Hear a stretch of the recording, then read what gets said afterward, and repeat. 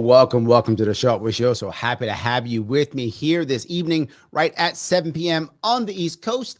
And I usually don't do this today because I'm usually waiting until later on in the week. But tonight, it's true, it's an AMA.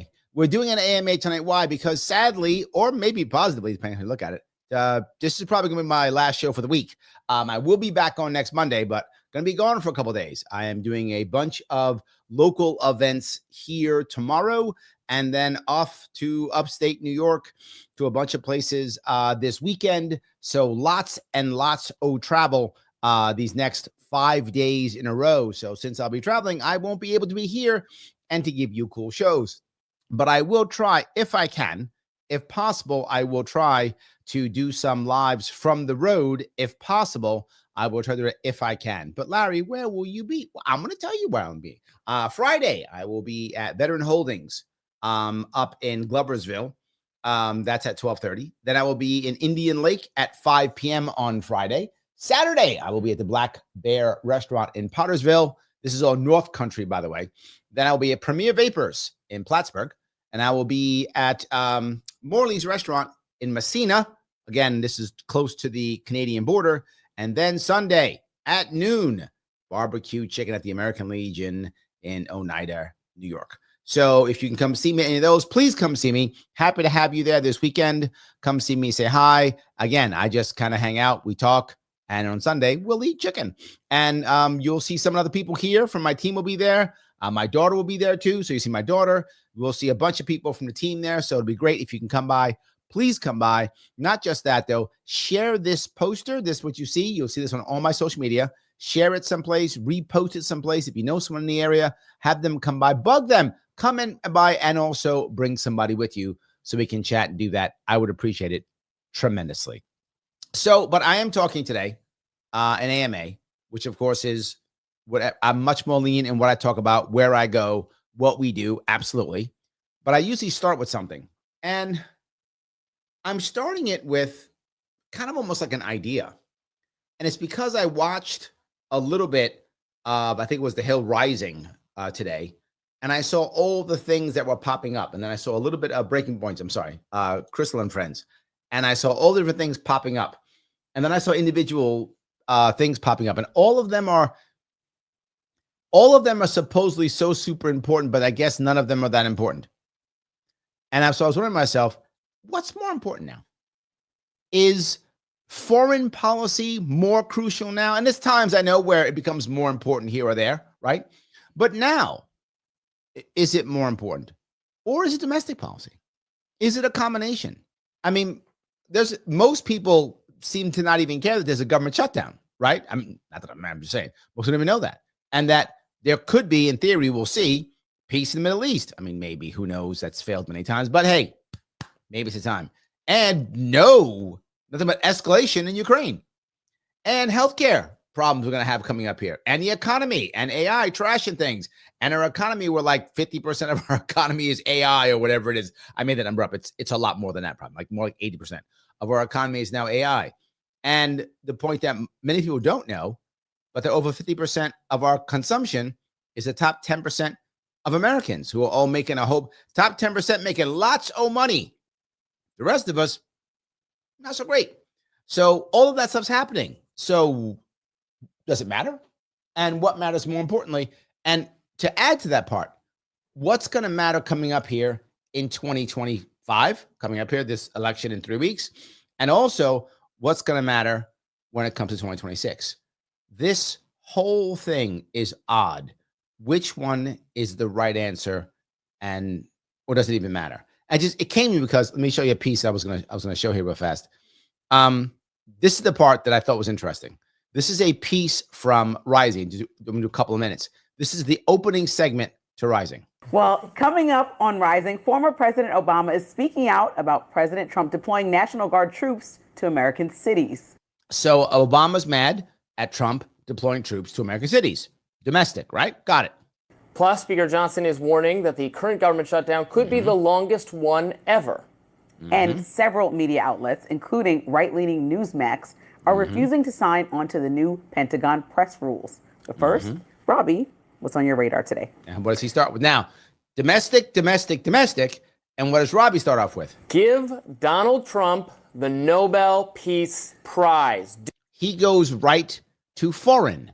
And I thought, you just led with 3 domestic, and then Robbie yells foreign. And then when I went over from this and I looked over at Crystal and Friends, it was heavy foreign and then 1 little domestic. That's all I'm saying. That's the entire reason why I brought this up. And I'm looking at it, and I got to tell you, as much as I think foreign policy matters, it does. There's no doubt it does. As much as I want Trump to be right, I hope he solves all the wars. I hope he does. Here's the part that's going to make some of you maybe upset with me. Let's assume he solves all the wars, and I would love him to do so. It doesn't mean Americans are going to be any better off. Also, let's assume he fails at all of them and the wars keep going. It doesn't mean America's going to be better off either way, not necessarily. If you somehow mix and match it to where Americans will be better off, okay, right? Okay, I want it to happen, but I also want us to be saved. I don't just want to save the empire and then the citizens of the empire are still screwed, right? I don't just want to save the empire and then the citizens of the empire are still screwed. That is my concern with foreign policy. And if we focus only on foreign policy, that we spend our time worrying about our empire and not about the people in it. That's always my concern. Again, not saying foreign policy isn't important. It is. But yeah, let me grab a couple of these if I can. Vivek says, are Donald Trump's domestic and foreign policy approaches similar? What do you like and dislike about both his domestic and foreign policy? I will say like and dislike. He's a deal maker. And I say all the time, Trump will change his mind if he can get what he thinks is a good deal. Now, often that turns out to be a good idea if he gets, something done where other people wouldn't get something done. But it can create a world to where what the hell's going on? I'm not sure where his head is. It can create all of that. And that is my concern about that. So I both like and don't like the fact that he's a deal maker. I like that he can, I don't care, we'll do it. North Korea, yes. Like he can just go do stuff. That part I actually like. I wish more politicians were worried about getting stuff done versus just virtue signaling. Most only virtue signal and try to just pretend like they're behind whatever cause their party's behind, whether they are or not. So that part I do like. That's when it comes to his approach. I like the fact that he'll get stuff done. I do enjoy that. The part I don't enjoy is he just changed his mind overnight. So he loves Ukraine, then he hates Ukraine. Then Israel's the best, then Israel stop. Then Israel's great again. It's back and forth, and I don't know. That part bothers me tremendously, right? That part is a pain. I wish, except when it works. So that's why I'm both on that one. You asked which one? It's both. I like and dislike that. Absolutely. I also wish he wouldn't think, because of that, it goes to the next piece. He thinks authoritarianism is fine if it gets the job done. And the job done is whatever he thinks the job is, right? That part bothers me too. Like he'll follow the Constitution. He's not against the Constitution. He just, if it gets in the way, it gets in the way. This goes back to his deal-making thing, right? The Constitution is great when he can get what he wants. And when he can't, Constitution is Constitution, right? That's how he works. So I think that's a piece that bothers me. So I hope that makes sense at least. So, all right. Kim says, foreign, domestic, more crucial. I'd say it depends on who you are and where your family lives. Yes, and I'll go one step further. Also, it depends upon your finances. The more better off you're doing, the more you care about foreign policy. Yes, the more you're not worried about paying your rent every day, every week, every month, or your grocery bills, the more you're like, foreign policy. That, I think you're more about that. That's where my head is. So I don't know. Am I wrong on that? That's how I feel. I feel like that's the one that depending upon where you are in life. So yeah. Josh says foreign policy and domestic policy are both crucial in their own right. I still think that domestic is far more important. I do. Foreign policy is important. I think domestic's far more important. Unless like we're getting nuked or something, right? And clearly that's not happening now. I mean, it could happen, but not now at least, right? So unless something like that's happening, so what? Whatever. The Germans are mad at us or whatever, or the Chinese are mad at us. Are Americans happy? Happy Americans don't want to bomb people. Do you know what I mean? Happy Americans don't want to bomb people. Unhappy Americans, all about bombing people, right? But happy Americans don't want to bomb people. So I think that piece, yeah, that's where my head is. So, all right, let me grab this here. John goes on to say, both parties appear to be the same. Peace and violent crime reduction methods can be argued. Peace and violent crime reduction methods. So you're saying those are the two things from domestic and foreign. Foreign is peace and domestic is crime reduction. And both want that, but they're different methods. I could see that. But I'm not sure they actually want it. I feel like I'm going to go back to my biggest issue, which is the idea of virtue signaling. I think that it's more about virtue signaling than anything else. They want a virtue signal. I think that piece to me seems to make sense. So I don't know. Do they actually does either side actually want peace? Does either side actually want violent crime reduction? I mean, I don't think so. I don't mean to be cruel, but I said it on Rogan. I don't think either side actually wants to solve things. I think they want to act like they're solving something, but as long as there's still violent crime, they have a reason to go tougher on crime and lock more people up and pass more laws or whatever, right? Gun control if you're on the left, or more jail if you're on the right. Either one, right? If there's no peace, and you can see it's because of our policies on this country or that country. I feel like they want to virtue signal that, John, but they don't actually want to do it. I mean, you would think that either one of them would have solved this problem somehow if they could have, right? If they wanted to. I don't see them doing it. So Andrea says, let's hope there'll be peace in the Middle East. You know what? I agree. And people who don't like Trump get mad at me when I say, I hope he's right. I hope he makes his magic happen. I wanted Biden to be successful, right? People mad at me when I said that. I would prefer, if I have a choice, I would prefer to have the president be correct and right and solve problems and make the country better. That's what I would prefer, regardless of who the president is. I would prefer that. But that hasn't happened recently at all. I hope Trump has the people who love Trump will often say, you don't understand, Larry, he's playing 4D chess, whatever. I hope they're right, and he is. And I mean that. I hope next year I come back and go, man, these tariffs were great. Look at how awesome they helped us out. And the economy's awesome. And Americans, I hope that happens. I can't see that happening now, but I hope he's playing 4D chess and I'm playing checkers and I'm wrong. And I'm going to come back and be like, damn, that guy was right. I hope that happens. So we'll see. All right. Mike's making a prediction. All right, Mike. Let's see if you got this one. Mike says, I predict shutdown ends around 10:31. All right. You said around, so it doesn't have to be exactly 10:31. Hold on. What day is that?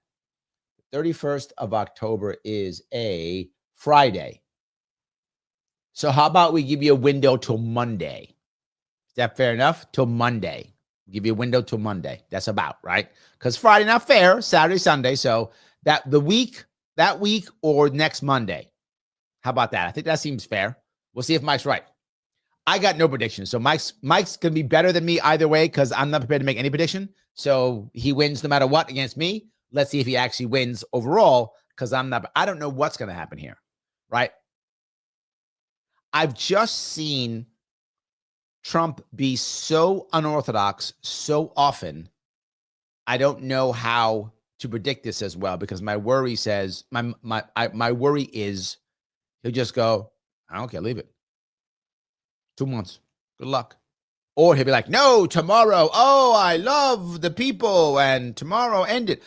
So yeah, I can't go there. I get where you're going. But yeah. Let me keep going here if I could. Grab a couple more of these. All righty. And he says, the judiciary concerns me. Which judges out there lean libertarian in protecting all our rights? None right now. Basically none. But it would be nice. I would appreciate that. Kind of like none is what I would say, Annie. I agree too. The judges always worry. I always worry about them. It is a big issue. Anne-Marie, AI boss says, AI is going nowhere. I don't think that's true at all. I think AI is expanding faster and faster. I think AI is literally growing. Oh my God. I mean, it's growing so fast. And it's doing more and more. The newest stuff that I've seen, the two big things I've seen, one of them is now AI mainstream now. It's been doing this for a while, but now it's mainstream. It physically does stuff for you. I mean, physically, I'm shouldn't say physically, that's dumb. It actually does stuff for you. It doesn't just say, here is info. It will actually put together a full report. It will go off and find things. Not more than that. You can say, hey, AI, I want to take a trip and I want to fly to Canada or whatever. I'm going to fly and so I can see Moose Jaw, Saskatchewan, and it will book your flights for you and book your hotels for you and the whole deal. And you might go, Larry, do I really want to give AI access to my bank accounts? People are doing it. It's happening now. People are literally giving AI access to the credit cards, access to the bank accounts, so they can literally, do that stuff. So, Emery, okay, she's correcting herself. I'm sorry, I misunderstood you. She says, I meant it's not going away. That's what I thought you meant going nowhere, meaning it's not advancing. My mistake. I totally misunderstood you. She's saying, yes, it will expand and get even better. Yeah. So this goes to the next piece. We're worried about whatever, bombing in Iran or fighting in Ukraine or the hostages in Israel. Okay. What happens when AI takes away 50% of the jobs in the next year? I made that up, but whatever it is, whatever the number is, right? X percent of the jobs in Y months, whatever that is, when we're not ready for it. Now, there's a difference, right? When it came to previous technologies, was there a shock? Of course, there's always a shock. Yes, there's always a shock. But there's three differences in AI compared to other technologies. Number one is the AI now is meant to replace the human. It's not meant to assist the human make things easier. That's one big deal. Two, it's an actual agent, meaning it can actually do things, as I just showed you. And three, it increases so fast, our culture isn't ready for it. And that's the hard part. So I am worried that this will change so far for the worse that we can't even imagine how bad it will be. So, all right, let me grab some of this if I could. All righty. Rick says, if we don't repeal the Patriot Act, FISA and other avenues of abuse of power for the executive branch, the downward spiral will continue. You are so right, Rick. And here's the problem. There's an extra problem. Why, if I'm in Congress, would I ever want to repeal that? You might go, well, why? Because like Constitution and stuff. They don't care about that. They don't care about the Constitution. It is great for Congress. And I know some of you say, wait a minute, that can't be true. How can it be great for Congress when they have no power? Because they have no power. Therefore, they're not responsible for anything. Therefore, Trump could just keep making things up, and he keep doing it. Not just Trump. Biden did it too. So did Obama, right? They all did it. I am blaming Trump. I'm just not only blaming Trump. All of them do it. When they can't get what they want, they just start writing executive orders. And Trump's now just deciding on tariffs because even though literally it's in the Constitution that he can't do that, he's just doing it. Now, shouldn't Congress go, no, stop that. It's not true. And we'll impeach you if you do it again or whatever. No, because now it's all his fault.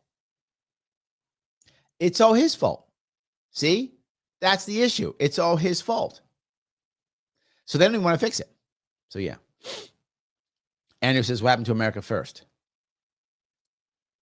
The concept of America First is actually a good concept, right? Conceptually, you would want your country that you're the president of to be ahead of everyone else. Okay, I get that. You were elected the president of America, not some other country. Okay, get that. The reality of it is America First means kind of whatever I think. So I think America First is, I don't know, we bomb Russia with tomahawks. That's America First in my view. And you think America First is we bomb Mexican cartels in Mexico. Note the bombing is the key part. Or someone else says America First is supporting the bombing of Gazans, right? Whatever, right? So everyone decides who to bomb is the America First, right? Note it's always bombing.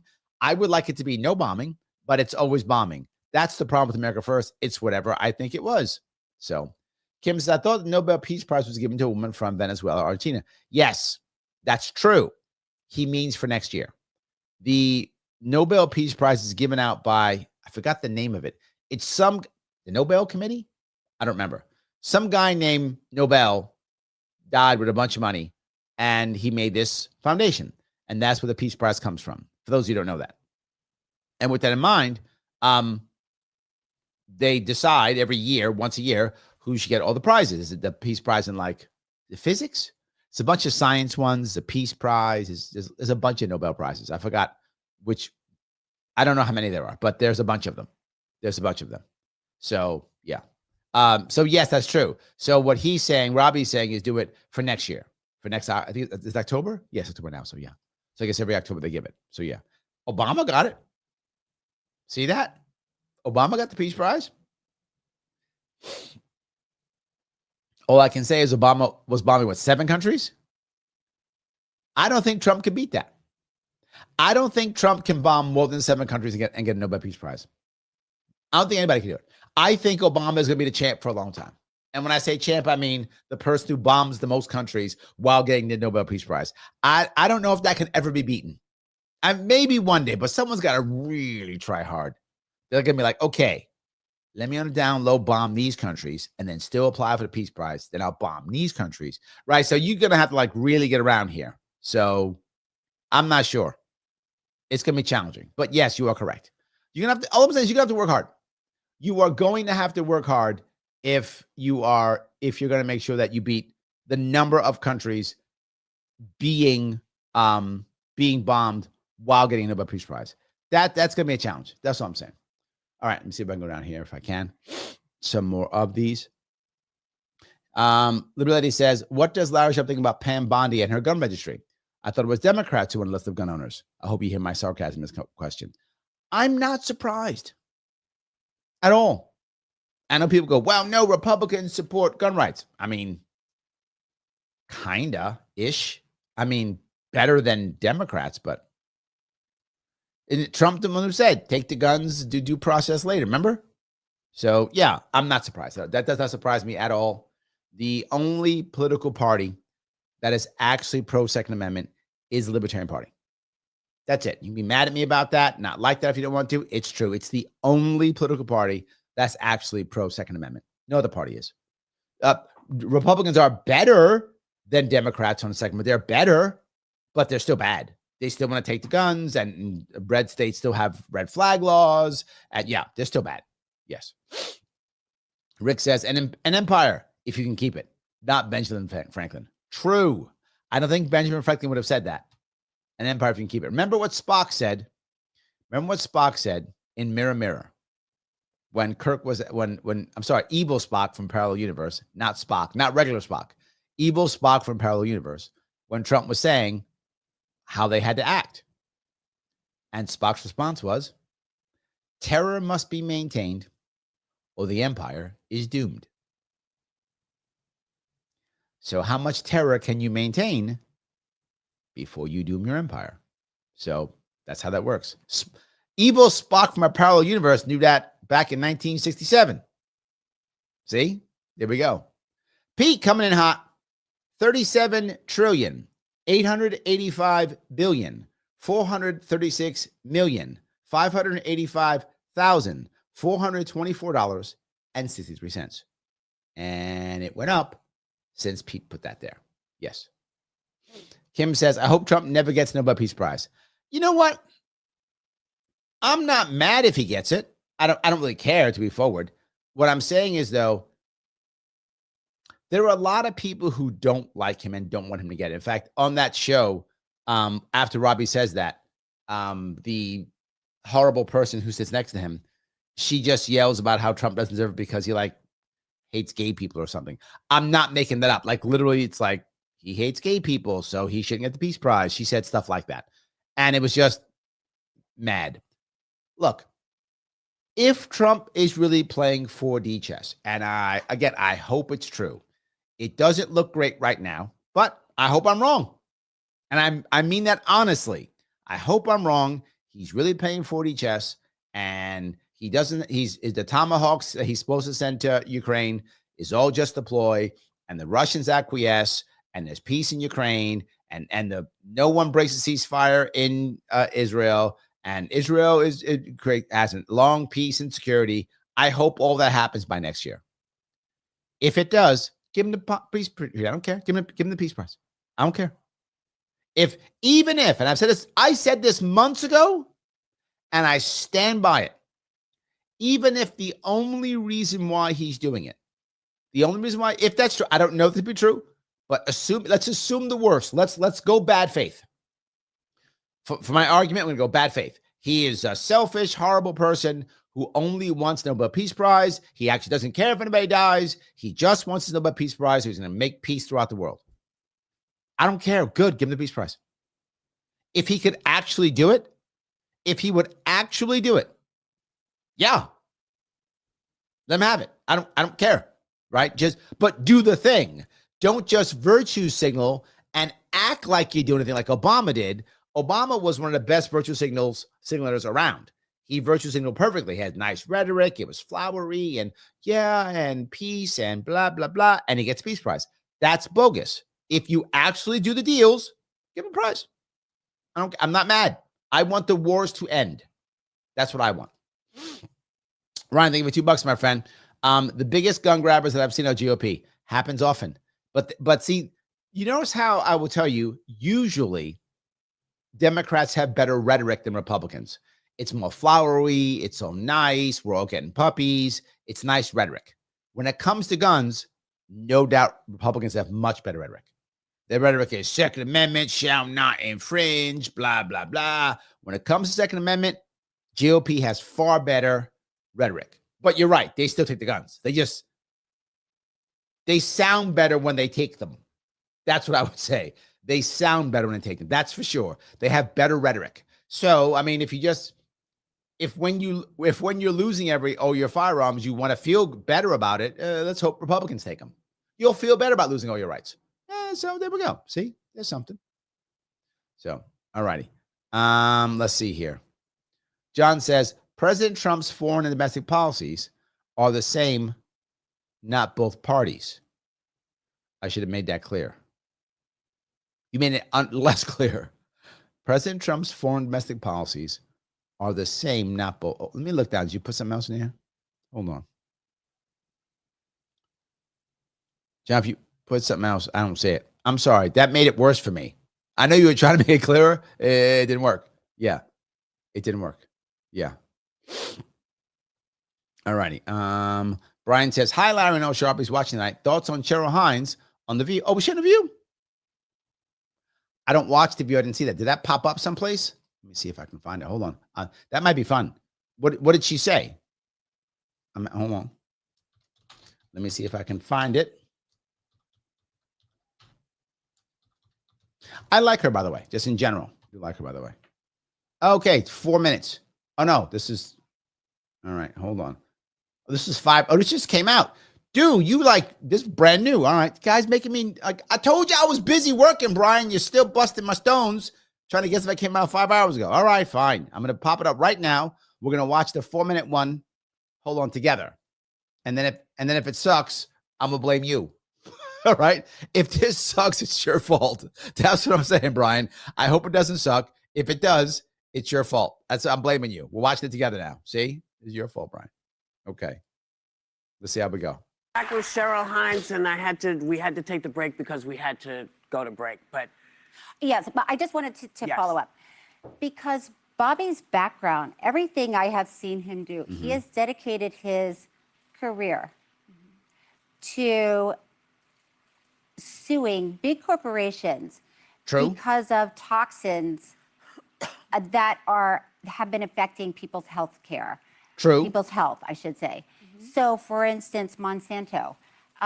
He was part of the team that sued Monsanto because of Roundup, a pesticide that was causing cancer. With GMOs. Right. I know that. He sued DuPont. He sued Exxon. And he sued these companies for health reasons because they were causing health problems.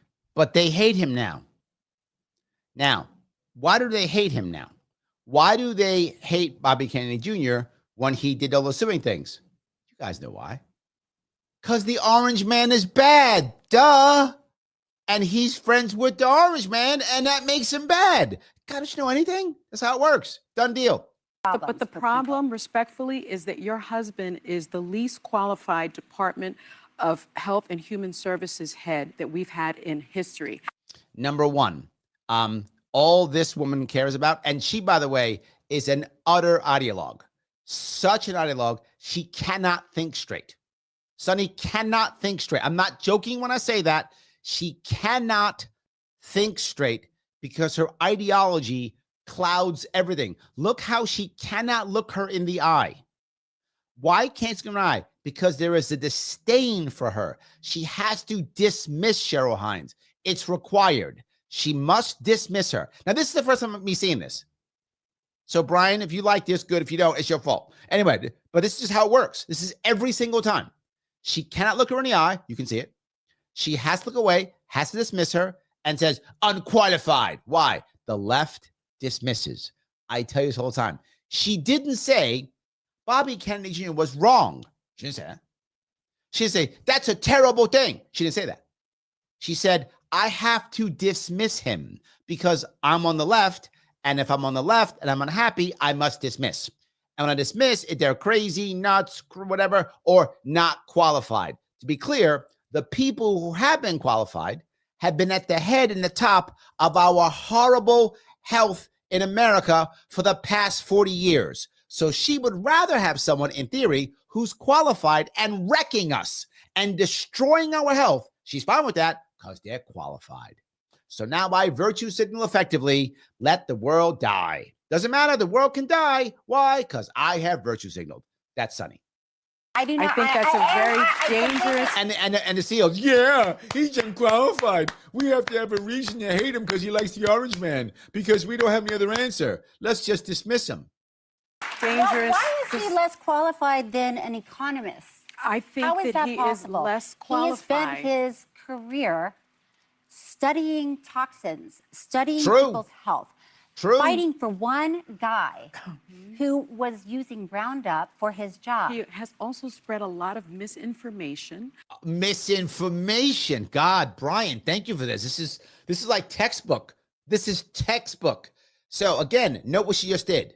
She showed her how she's wrong. Well, okay, you got me there, but I will not admit that I was wrong because they'll never admit that she's wrong. So let's change subject and dismiss him here. I dismissed him here. That didn't work. Now, what Cheryl should say is, okay, so he's right. The problem is Cheryl probably won't. She will now go with her on the other journey. If you're fighting someone like this, you have to make sure that you don't let them jump without closing it off. So the appropriate response once something changes, okay, right, so he is qualified. Okay, what's your next thing? You have to say that. Okay, so he is qualified. Got it. So next thing, she won't do that. She will just follow along with Sonny because that's what people do. Now, I hope I'm wrong, but I have a feeling she'll just follow along. And she'll now take the next Chaos, a lot of confusion. Yeah, see, it's chaos. It's just a very dangerous thing. Dangerous. How many times do I tell you if they use that word? And the reason why they use the word dangerous, if it's dangerous, I can do anything to stop it. It's dangerous. It's dangerous. So anything I do to stop it, it's basically self-defense. I wish I was making that up. I say it with the utmost respect. Some of it's good and some of it's not. Okay, there we go. See? She got stuck. And I'm not mad at Cheryl Hines. She doesn't fight these guys all day long. She doesn't watch this shit like I do all day long. I'm not mad at her for it. She's wonderful. The response is, okay, so he is qualified. Okay, so you just don't like what he's saying? Not like the misinformation? that the FDA and CDC he's been giving us for years, like that food pyramid that eat bread no matter what, that's what I would say immediately. And they would all get mad. You would watch, if I said that, you would watch the audience boo me. They wouldn't boo me because I'm wrong. They would boo me because I didn't virtue signal effectively. And remember, the greatest crime you can commit here is heresy. Always the greatest crime. Heresy is the worst crime you could possibly have. Worse than murder. I'm not joking. Worse than mass murder. I'm not joking. The worst crime ever. Heresy. How dare you speak against the cathedral? Listen, we all have different views here. Yes. And when you say, misinformation, disinformation, we could go back to COVID when She's fighting. She didn't end it. She's going back because that's what I said. She's fighting it. Now, here, the funny part is her friends saw Sonny was failing. Look at Sonny's face. She's mad. Like, don't you just show you, right? So her friends started to defend her. Oh, see, they pull off that way. Cheryl went back, though. Smart move, Cheryl. I appreciate that. But you should have wrapped the first part up. But you are going back to this, which is fine. He's connecting circumcision to autism. Okay, see that bingo. Immediately circumcision to autism. If you would have read that piece, what he was saying is he's back to his Tylenol. It's a Tylenol thing he's talking about. He's just saying that when kids are circumcised, they get Tylenol. That's what he said. But she won't say that. In fact, Sonny didn't even see it. Someone told Sonny that, and I'm prepared to bet money on that. Someone told Sonny that. She then heard that. It fit her narrative of, oh, he's crazy. That sounds dumb. So let me just say that out loud without looking at it at all. She did no homework. She just went, that fits my narrative, so I'll say it. Look at her again. Now, see how dumb you are? You can see it in her face. She won't even let Cheryl Hines finish because it doesn't matter what you say. You are a heretic. There is no defense. It doesn't matter. You are dismissed. What you say is irrelevant because you are dismissed. May I finish? Please. When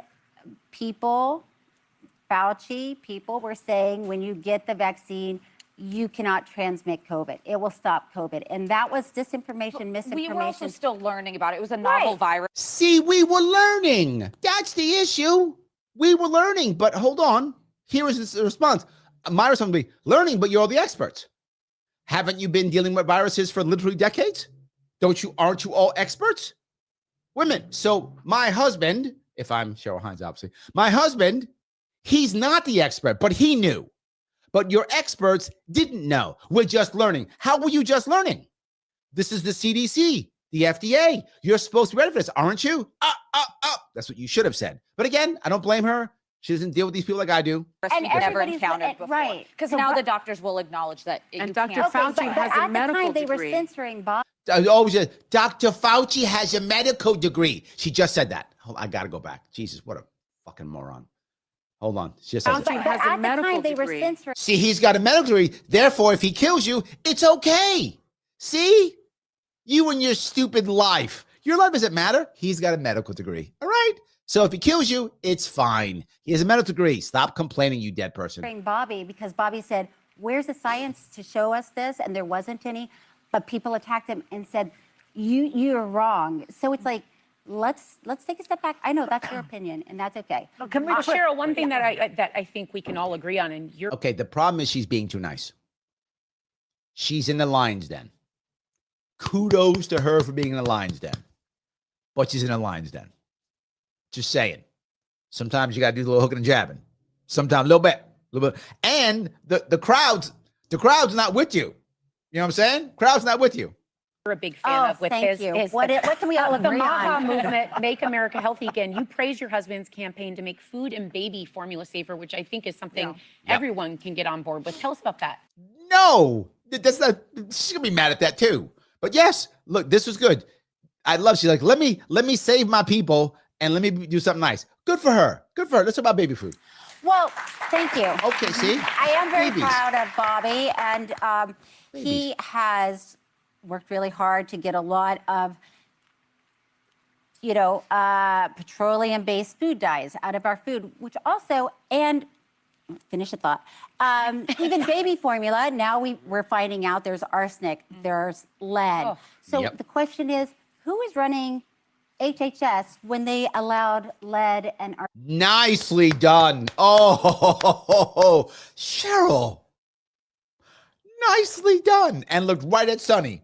Who was running it then? Was that the experts? Was that your experts who let lead into the baby food formula? With the baby formula, was that them? The experts with the medical degrees, though. Okay, that was good. arsenic in a baby formula? How is that person not Well, two dangerous? wrongs don't make a right. Oh, see, she defended her. I love that. Whenever Sonny's in trouble, she got someone on her side. Pull her over, pull over. Two wrongs make a right. Did you see? Did you see? So then why are you only yelling at one guy then? Well, I'm saying Bobby is the one getting this out. I know. You Good for him. For on you that. Know, Yeah. Thank you. Can we clear one thing before you go? Yes. Uh-oh, here we go. This is good.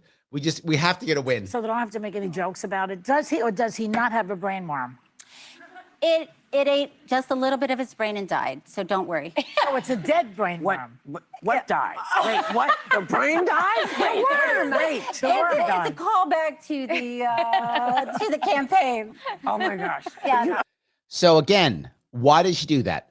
Well done for The View, because Cheryl Hines was actually winning. So what did she do? Brainworm, dismiss. I tell you this all the time. This is the norm. This is the norm. You're wrong, dismiss. Wrong, dismiss. No one said he was wrong. Of course not. They didn't say that. What they said is dismiss, dismiss. Doesn't have a medical degree. She's got a brainworm. That's it. I know. I was in the press for him in 2024 defending this shit. Yes, you guys remember I was defending this shit. You know, no, book. You've got to read my book. It's just you will. Oh, that was push the just book. one tiny Yeah. headline Yeah. in a mountain of crazy. Yeah, yeah, exactly. So, come Yeah. back. Really? Yeah. Yes. Wait.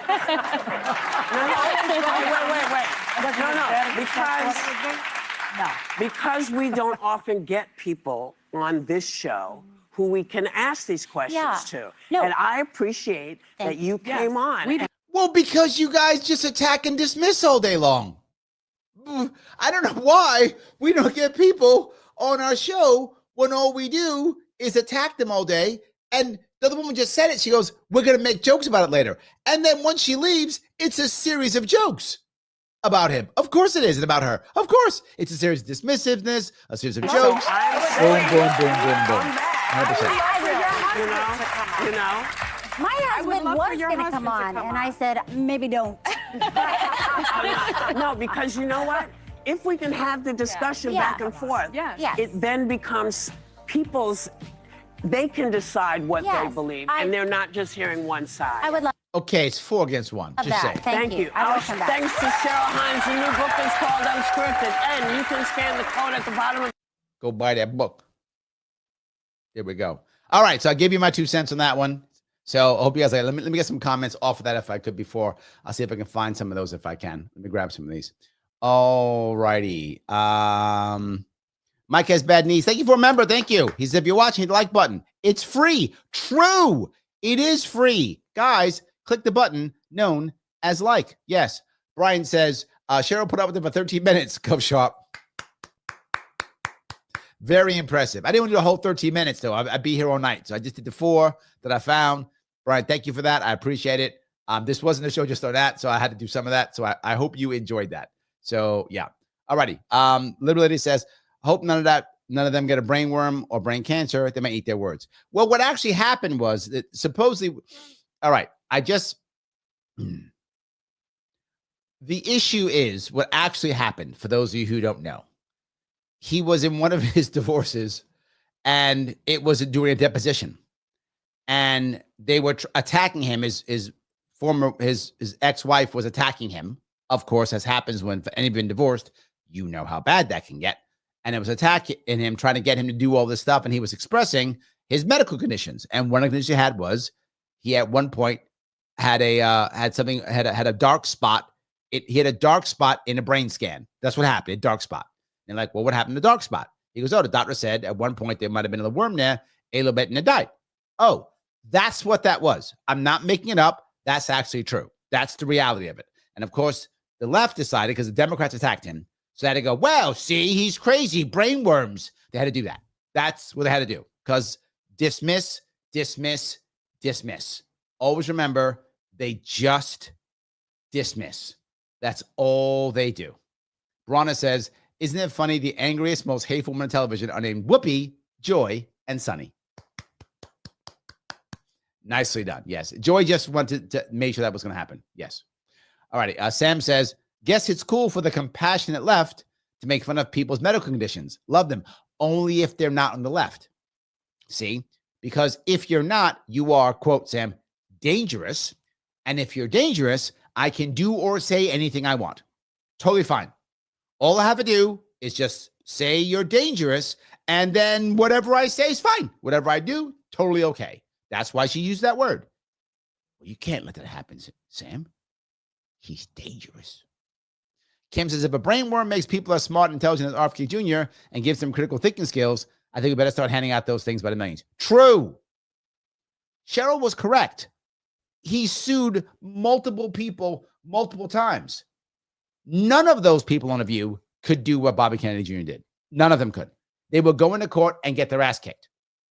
I know I've been in court multiple times, and I've got my ass kicked. So I know how that works. And I've also won too. So for those who don't know, I do some consulting for criminal defense attorneys. And I've also been in court for my legal issues running for office, both of those things. And the IRS has a 99.75% conviction rate. So 0.25%, not 25, 0.25% actually win their case. I was part of the team that did. Correct. I am part of that 0.25%. Now, some of you have seen the guy who was my show sometimes. His name is Vinu Varghese. He's a lawyer who I was on his team when that happened. And so we do win. So I also win sometimes too. I get my ass kicked and I win. But yes, you got to be at least semi-smart to win. And he's won. So yes. All righty. Let me walk down and grab a couple more of these if I can. Andrea says, didn't Joy confuse Jill Biden's doctor degree with her being an actual doctor? Yes. Correct. Because she wanted to make sure that we called her doctor. Because remember, if you're supporting someone, you do the opposite of dismiss. You edify them because they're doctors. See? Doctors. So therefore it's okay. So Ronna says it. Dr. F tortured dogs. F him to hell. True, but it's okay because he's a doctor. So since he has a medical degree, which means you can torture animals. I wish I was joking. That's how she actually feels. Sunny actually believes that, Bronner. Like what I just said, she honestly believes. Clearly, I said that in a very sarcastic manner. But if she was next to me, she'd be like, yeah, he has a medical degree. So I'm sure those dogs deserved it or something. Whatever. She'd make something up. Yes. Absolutely. Yes. Mike has bad knee says that was a judo move she pulled there with the baby form there. Yeah. Yep. So Josh says, why are we stuck watching the chirping chickens chirping on The View? It's Brian's fault. I told you. Brian's fault. He did it. Blame him. So there we go. That's all I'm saying. All righty. I appreciate that. Let me hit back. I want to grab a couple of those since I know some of you are going to have some comments on that. So, all right. Ken says, now that you are officially running for governor, it's true. Should I start following every statewide elected politician in New York, tag your page, and drop clips if you're talking about how you're going to help New York? Yes. Yes, Ken, you should. Absolutely, you should. And anyone else should if you care. Let me be very clear before I say this. This is not Larry Sharpe for governor campaign. This is the Sharpe way. But Ken asked the question to help me out. If you want to help me out, you may. And doing that would be a wonderful thing. It would be wonderful if you would follow people in the state and drop my name, tag my page, drop clips in all those places, Facebook, link, YouTube, X, all of them. That would be amazing. In fact, the more you do it, the better. The more people who know who I am and that I'm running, it's going to do nothing but help. So yes, Ken, that would be a wonderful idea. You should do it. And so should everyone else watching. All of you should do that every day to the best of your ability. You should not work. You should, I'm kidding, make money, I'm teasing, but you should do it a lot. That's all I'm going to say. And also share and repost this too while you're at it. While you're at it, what are you doing? You got a little time, a little bit of time. Do that.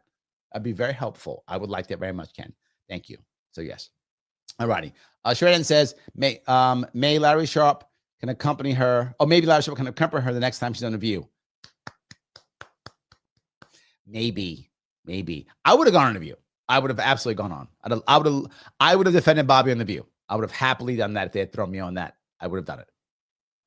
Of course, I would have done it. Yes. So yeah. I know, crazy. All right. Anyway, chatting about running for office. I appreciate that tremendously, as you know I do, Ken. But there's something that's happening around here. People running for office, which is they're being imperialists internally. What do I mean by that? There's actually a place where you can actually figure out and see how that's going. And you know what that place is?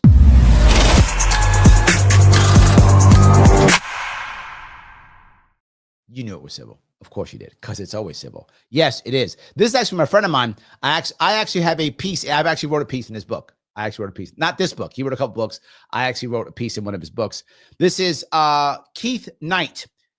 This isn't Keith. This is actually Matt Kibbe. But Keith Knight was interviewed by Matt Kibbe talking about the idea of domestic imperialists. Yes, that's what it's about. Welcome to Kibbe on Liberty. This week I'm talking to Keith Knight of the Libertarian Institute. He has a new book called Domestic Imperialism, 9 Reasons I Left Progressivism.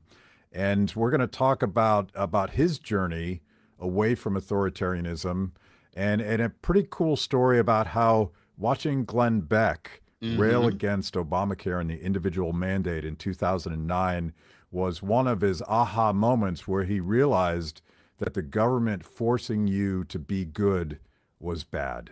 Check it out. So when you have a second, guys, watch this one. Civil, as I talk all the time, there's always something cool on civil. Stuff that's close to what's going on, stuff that's what we've been talking about. It's always on civil, CIVL.com. When you join, put in the code Larry, Larry, the coolest name on the internet. Do that, and you get 50% off for the entire year. Now, 1 year is 50 bucks. Half for that, $25 for the year, not per month, for the entire year. Come on now, that's a steal. That's like $2 a month. That's nothing. That's peanuts, and you get cool stuff to watch all the time. And you also have 6 or 7. Is it 6? I think it's 6 of my own We Fix It Wednesdays that are only on civil. That's all. The only place you can get them. But Larry, I go to your website. Ain't there. I'll go on YouTube. No, not there. Only on civil. CIVL.com. Code is Larry. Half off to watch some of my cool shows and also other stuff like this I keep showing you every single time. Look, we're trying to make things happen. We're trying to upgrade civilization without the conflict machine. We don't want that. We want actual conversations. That's where you get it on civil. Thanks for the support, guys. Appreciate it. All righty. Mike says, if Trump gets Nobel, his peace plans get more credibility and support.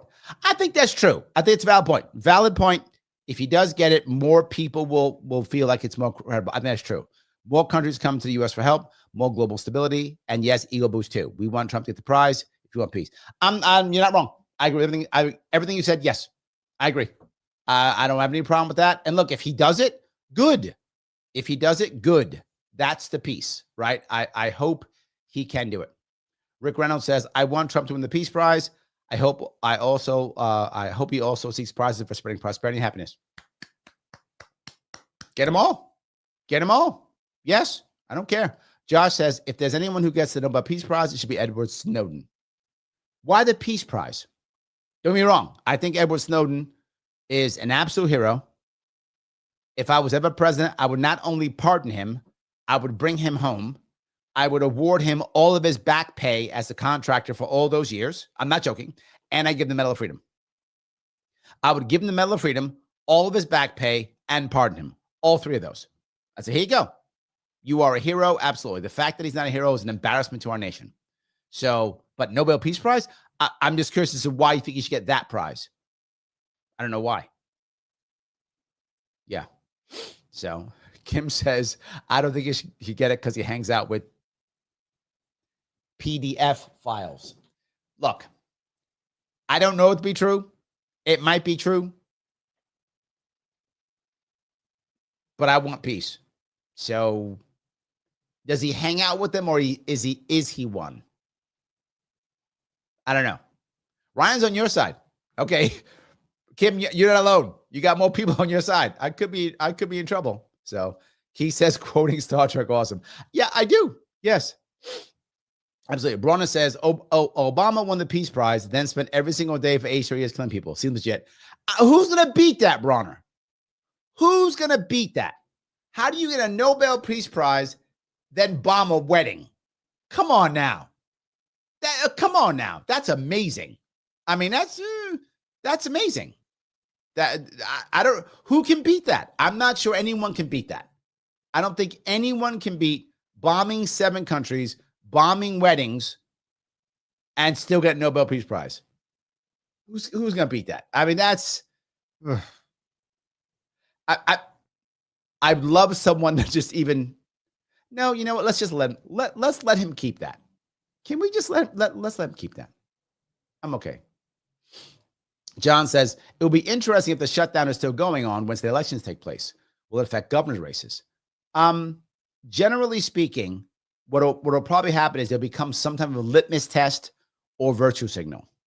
Like, do you support the president in the Democratic shutdown or whatever? Or do you support the Democrats, with the Republican shutdown or whatever? There'll be something like that makes any sense. They'll have some kind of litmus test to decide if you're good enough or whatever the case may be. They'll come up with something like that. And if you don't say the right words, like it's Trump's fault or it's the Schumer shutdown or whatever phrase they use, it'll be something like that. That's what I think. So, all righty. Becky says, does something expire this month that is making them want to keep the government shut down in order to force the expiration of that thing? Yeah, it's called the EpiPen files. But they don't expire. But yes, that. Yes. So Kaiwan says, as an America First guy, the first thing that I got, it was me with the economics of America. America First, I think people have died to deal with the economics of America First to realize, well, look, let me touch that piece. Economics is really a big deal, and I'm not teasing when I say that. We often forget about it. We worry about things like healthcare, important. But the wealthy don't worry about healthcare because they're wealthy, right? They don't worry about it. They may worry about their health. They don't worry about healthcare. And if you look at where it is right now, for most people, you look at, say, I don't know the actual numbers. I'm sure someone could check it if they want to, but whatever our what's the word I'm looking for? How long you're going to live? Whatever that word is, whatever that number is, right? Say it's 75. I don't remember what the number is. Say it's 75. So whatever that number is, that number goes up by like 5 or 6 points if you're wealthy and goes down like 5 or 6 points if you're poor. It's like whatever that number is, that's the average, right? So if it's 75, okay, but if you're rich, it's like 83. And if you're poor, it's like 68 or whatever. I made those numbers up, but you can see that. Wealth matters tremendously in your health outcomes.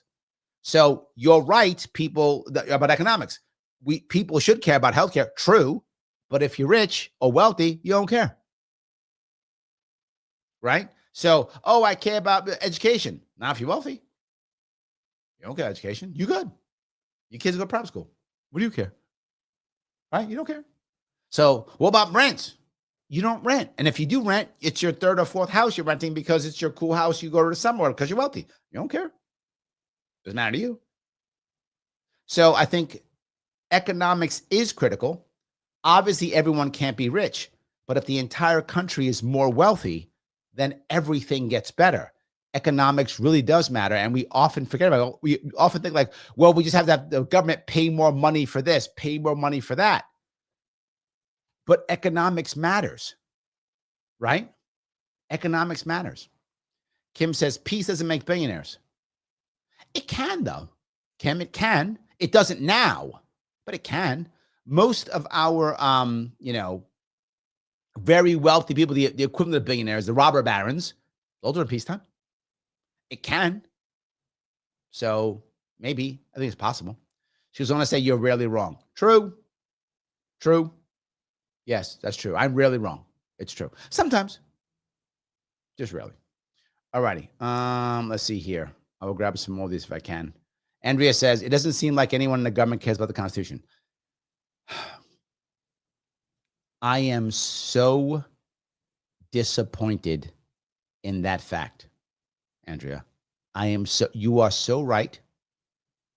And I wish you were wrong. The amount of people who I've seen who either don't understand it, don't know, or don't care, it is shocking. They pass laws without caring. The judges don't care. The executives don't care. It's not a thing. They just don't care at all. You're right. I wish you were wrong.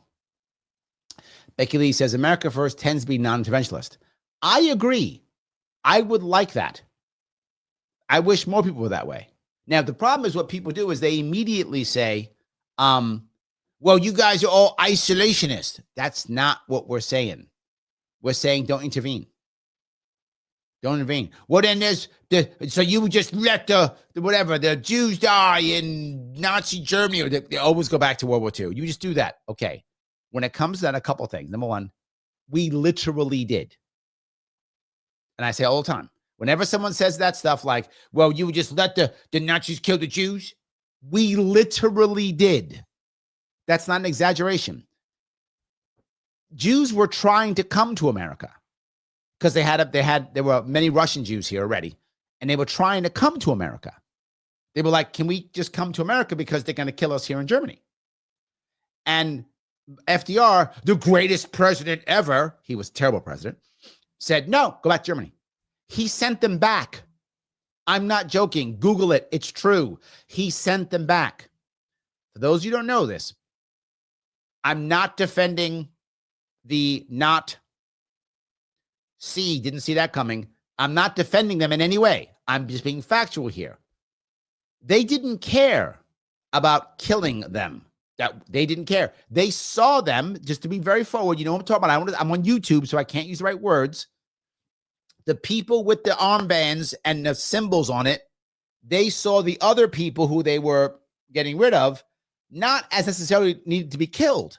They saw them, and the words they used, please don't get mad at me, the words they used were like vermin and pests. That's how they saw them. As long as they were to go away, they didn't care how. That fine old solution came in like 1940 or 41. I'm not joking. That's fact. They did a movie on it. It's true. They didn't decide to do that final idea until like 1940. It was 41 maybe? Whatever. Is that an area? So if we as Americans would have said, come, the Germans would have said, take them. We don't want any of them. Take them all. I'm not making that up. That literally would have had to take them all. We don't care. They didn't have to die. We could have just taken them all. Take them all. That could have happened if 1930, 1935. Well, that Germans didn't take over to 1932. 1932, 1935, 37, 38, 39. We could have just taken them all. Take them. We could have, in that time, America could have easily taken 6 million Jews, 10 million Jews. Wouldn't have cared. Easily could have taken them. Easily. We didn't. So all the people act like FDR is great, and you're talking about isolationists. What about the Jews? We let them die. That's what America did. I'll ask this question. I ask it often. When did America declare war on Germany? Keep looking. You ain't going to find it. We didn't. If you remember FDR's statements, what was his statement? December 7th, a day that will live in infamy. I want the Congress to declare war on the Empire of Japan. He didn't say Germany. Trump didn't want to declare war on Germany. Sorry, Trump. FDR didn't want to declare war on Germany. He wanted to declare war on Japan. Germany declared war on us. Yes, Germany declared war on us. We never declared war on Germany. We didn't care Jews being killed. Then we said later, it was the war to end fascism. No, it wasn't. That's the story we made up. It was a war to revenge the Japanese because FDR was a blatant racist against Japanese people, hated them, was happy to bomb them, wanted to bomb them to the ground. That's true. That's why he put them in camps. He literally put them in concentration camps. Look it up. He literally did that. That's where the idea the Germans got came from FDR. Well, came from America. The FDR probably is an exaggeration. Came from Americans. Yes, that's true. Literally why they called them concentration camps. Because of us. So all that bullshit about how we were that, all garbage. All made up after the fact. So I'm sorry. You got me going. Totally true. All right. Anyway, Phil, thank you for the $1 says, it's sad that the only way people think we can interact with the globe is war. Yep. There's a bad myth that World War II got us out of the depression. Really, we're the last economy left in the world suffered. True. We got out of depression because the rest of the world was bombed. After World War II, we were 50% of all manufacturing on the planet. Let me say it again. We were 50% of all manufacturing on the planet. Of course, we were doing fine. And the dollar was the reserve currency on top of it. How can you beat that? Of course. So, yes. Anyway, but Rick asked the most important question. Who would Jesus bomb? That's it. Yep. Who would Jesus bomb? That's the question. Yes. Peaceful Warrior says, also, lawfare has got to be stopped. True. True, and true. Yes. Absolutely true. Andrea says, that's why he's Obama. We should have known. It's literally in the name, right? Like, bomb is in the name. We should have known that. Bomb is literally in the name. It's Obama. We should have known. That's our mistake, Andrea. We should have known that. Of course. So, let's see here. Let's see. Ironically, Alfred Noble invented dynamite. Yes, Peaceful Warrior. A couple people mentioned that's true. Absolutely true. Yes. Yeah. Brana says, America first is awesome. So says Sloan's America first after Israel. Yes. Mike Voss, you have broken Joel's image of America. He says, oh my God, the media lies. Say it ain't so, Voss. Voss, why are you being mean to Joel? He thought the media was on our side the whole time. You've now wrecked it. Ugh, look at you, mean. That's you. Yes, that's you. Keith says, Republicans like Marco Rubio and Rick Scott support Second Amendment by writing red flag laws. True. Yes. Yeah, absolutely. All righty. Liberty of Death says, Republicans always ask when they see a blatant criminal arrested for gun crimes, do they have a permit? Republicans aren't 2A friendly. They do have better rhetoric, though. I mean, they sound better when they're taking your guns. I guess that's true. So they do sound better when they're taking your guns. That's something, I guess. They virtue signal effectively. And usually, Democrats virtue signal better. Usually when it comes to virtue signaling, generally speaking, not always, obviously, but generally speaking, Democrats do virtue signal better. When it comes to guns, no. Republicans actually virtue signal better when it comes to guns. They do. That's true. Absolutely true. All right.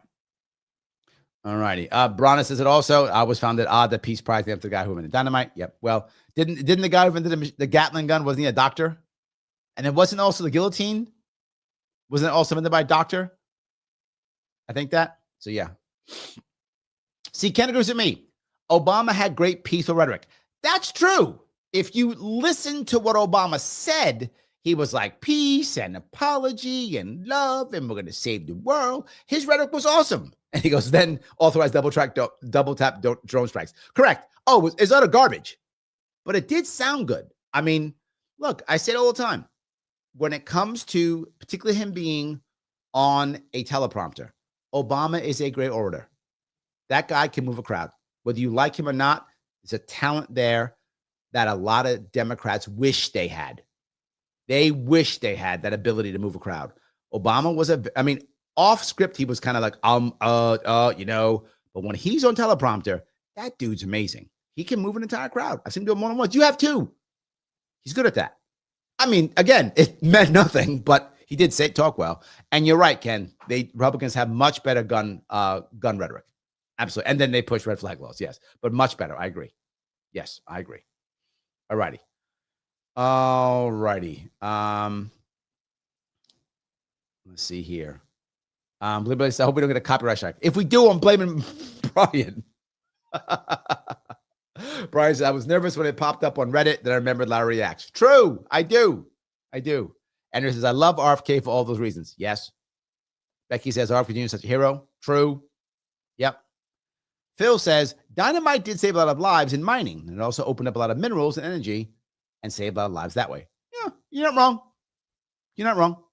That's true. Yes. All righty. See. Grab that one. Good. Ryan says, Sonny Hostin, Whoopi, and Joy Behar are insufferable, and the main reasons you never watch The View. I don't, except when Brian makes me. See, I got to blame somebody else. So, yes, that's it. That's all. There we go. All right. Grab that one here. I'm trying to grab some of these if I can. Michael says, you don't need a PhD in chemistry to understand what's being done to us with our food and drug supplies. True. Yes. Absolutely true. Yes. Sam says, Larry is rolling 20s and spitting up leveled fireballs. D&D reference. Yes. Remember, the fireball spell is a 3rd level spell. So you must be at least 5th level to cast it. So that's 5d6 if you're 5th level. How that works. You guys didn't know that. It's true. It's true. When you get higher, you can keep going. But something else to remember, if you're a good dungeon master, when you throw a fireball, the fireball actually moves. The fire moves to the space that you're in.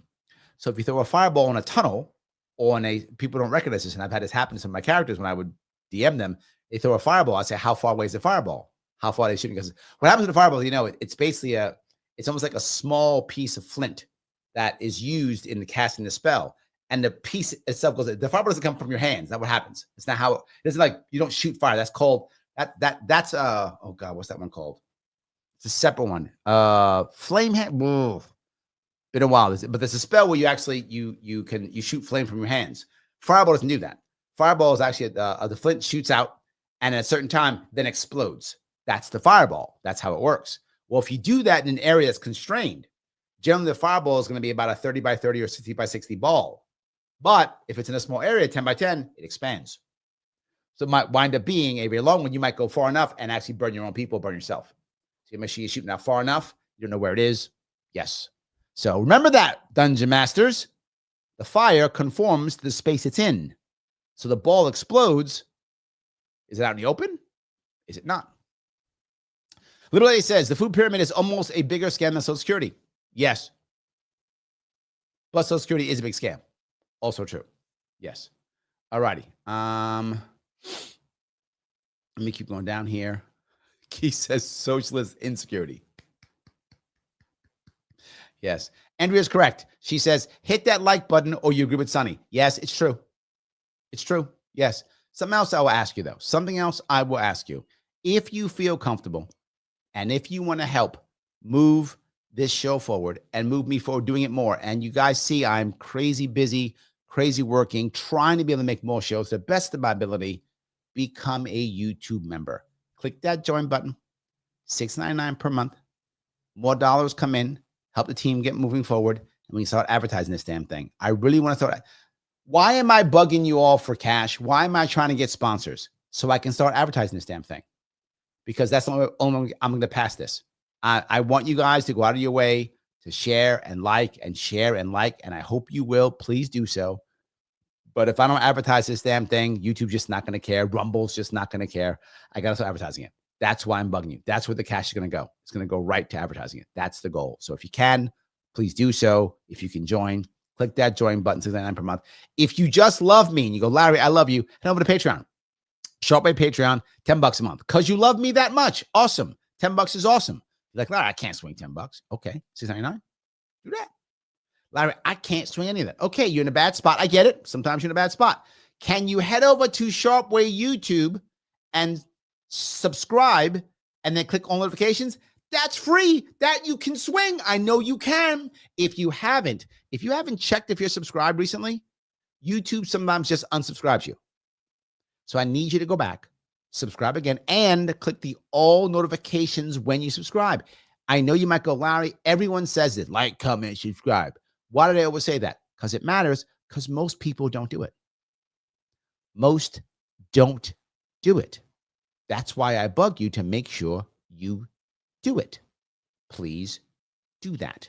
If you can, head over there, subscribe if you haven't, click all notifications, make sure you get notified so you can pop on every time I'm up here hooping and hollering. That's free. Please do it if you can. It does matter. All right. We grab some more of these if I can.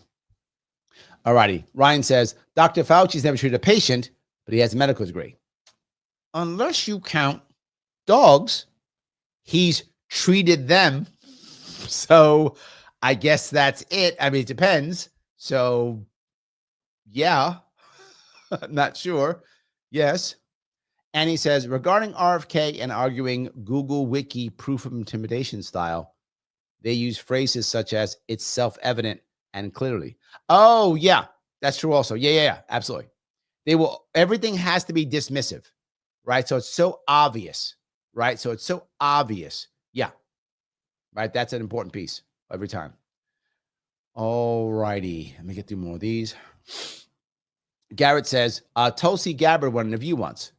The View used to love Trump before he was president, if I recall. Also true. Yes, they used to love him. Everyone used to love Trump until he ran for president. True. Lots of people loved him. Yes, that's true. Sam says, Snowden equals Medal of Freedom. Yes, absolutely true. It does. I agree. All righty. Kim says, oh, Larry, I bet those gals on The View already are wise to you. They don't want you on there because they know you're going to kick ass and take names later. Yes, but I hope not. I would love to be on there. I would love to be there. Yes, 100%. I would love to be there. If I could get on there and chat with them, I would take it. Even if they will call me names. You guys have seen me go on shows and get yelled at and get insulted by the chat. I don't care. I don't care at all. I'm happy. So, yeah. All right. Mike Hesbadney says the IRS also gets most people to settle. True. That's one of the reasons why their conviction rate is so high. You're totally correct. Most people will not fight the IRS. They are afraid of the IRS. They won't even bother. Yes, you are correct. Most people will settle. That's true. That's one of the reasons why their rate is so high. You're correct. Yes. But again, some people fight. Most who fight still lose. But I'm very proud. I'm super proud to say I was on a team that actually won. I helped do witness prep, do the entire thing, question and answer, cross-examination. I helped do the entire thing. I'm very happy part of that team. I will say it all the time. Yes, absolutely. All righty. Let me grab this if I could. Andrea, thank you. Gifted one Sharpe membership. Guys, if you can, jump on a membership. I know I'm behind on my member shows, but I will pop one up. I promise I will. Absolutely. Yes, absolutely. Matt says, Larry, would you still do Sharpe Way shows if you elected governor? I'd understand the trade-off if you wouldn't, and I wouldn't even be mad since you could finally enact some change in a position of power. Well, I'm glad you brought that up, Matt, because I'm starting something new next Monday, which is not new. It's kind of old, but new. And that is I'm bringing back the Gov Shack. The Gov Shack is a show that I will do every week. The Gov Shack is a little old show. Yes, it is a show that I'll be doing every week from my Larry Sharpe properties, and it will be all regarding running for governor and all those things. And I got this. I did it in 2018. I never got it up and running in 2022 because the campaign fell apart so fast. 2022 was such a bad campaign. It fell apart too fast. 2018, I was in the Gov Shack almost every week, and it was a call-in show. You can call in and talk to me and go back and forth. I don't know if I can do call-in. I might still do it this way. I might do call-in later on, but right now I just can't do call-in at the moment. I'll just do it this way again. And I would do Gov Shack, yes. And if I run for governor and I win the governorship, I would still do it. Now, where did I get this from? Believe it or not, I got this idea from Rudy Giuliani. It's true. Rudy Giuliani, when he was mayor of New York, used to go every Thursday. I think it was Thursday at 10 a.m. on WOR radio. And I think it was the John Gambling show, if I'm not mistaken. I think that's what it was. It was a John Gambling show at 10 a.m. every Thursday. And he would go on and do 1 hour live. People would call in, hey, I got a problem on my car, blah, blah, whatever. And he would just talk to people, New Yorkers. It's a brilliant idea. I loved it. It was so great. After he was gone, Bloomberg kept it. Bloomberg did it too. De Blasio stopped. But Bloomberg guys did it too. That concept of being able to talk back and forth to actual people every week, I loved that idea. And so in 2018, when I ran for governor in 2018, I had the Gov Shack, and I was doing it every week during the campaign. I'm going to reboot that next Monday. Next Monday, I'll have my first Gov Shack. It'll be Mondays at 8 p.m. So I will be doing something like that, and I would keep some type of Gov Shack. I've said two things I would do if I were to win the governorship. One of them is the governor has 2 helicopters. I would sell one, and with that, after selling it, I'd buy a bus and then use the money and deck out a bus so that I could run the government out of the bus. And I would drive across New York State at least a couple months every year so I could run the government out of the bus and still be out with the people, meeting people, chatting with people. Because if I win this thing, I will still need the mandate of the people. I will still need people to be on my side or I can't get anything done. So I have to go out and do it. So I would do that. And I would do a weekly show. I don't know if it will still be 8 p.m.s on Monday. That may not be realistic, depending upon the actual schedule of the governor. I'm unsure of that. But yes, I will still do a show. It won't be the Sharpe way, though. It'd be the Gov Shack. So yes, I hope that makes sense. Guy So Smooth says, for this midterm election, should we vote third-party candidates down ticket or pen in our own candidates to teach Union Party a lesson for screwing us all the time? That'll be the day, wouldn't it? The problem with the write-ins is they're often not counted and they're ignored. So if your goal is to say, hey, I don't care, I can't win, write somebody in, I've done that before. I'm not against it. If your goal is to actually show something, you have to check the people who they're counting, right? So if there's an independent candidate on the ballot, you've got to pick one of them so that they can count it and they can pop up in polling, pop up in the results. But if either you don't have that or you don't care, write-in is fine. In New York State, we no longer have any independent candidates on the ballot for governor or president. First time last couple of years we haven't, so you have to write it in, which they don't count. But if you are able to pick a candidate that you trust or like that's independent, I would check that box so that hopefully if enough people do it, they'll get at least 1% reported in the news or whatever the case may be. So that's my view on that. So, all righty. Ryan says economics should matter more than anything. It surrounds us in everything we do. True. That's true. Yes. Yes. Robert says, I agree with Mike's prediction on when the shutdown will end. People will riot in the streets if they can't get paid in time for Thanksgiving or Christmas. Oh, you think that's the reason? Interesting. Huh. Mike, is that your reason too or different reason? Interesting that you guys both think the same thing. I'm starting to think you might be right, Mike. Both you guys think that? All right, maybe there's something there. Maybe there's something there. Okay. There we go. All righty. Andrea says FDR was an actual racist. True. Actually, that's true. Absolutely. Yep. All right. Joel says Babylon B. Democrats demand Trump stop fanning the flames of peace. That's not wrong. Yes. Yep.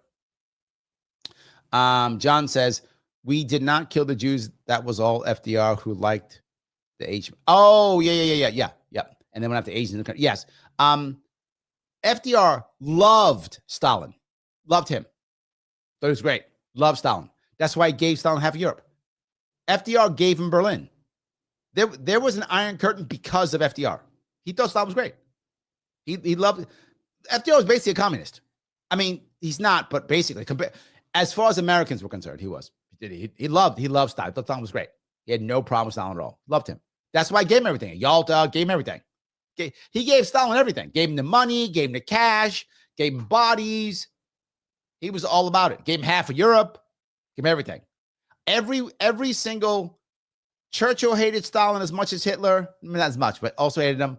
All the generals hated Stalin. They thought the communists were the worst in the world. They all wanted to fight Stalin.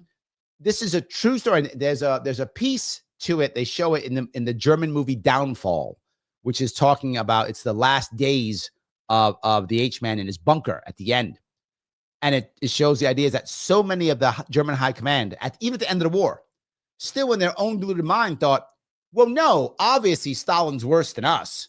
So when the Americans come, we'll join the Americans when they go fight the Russians.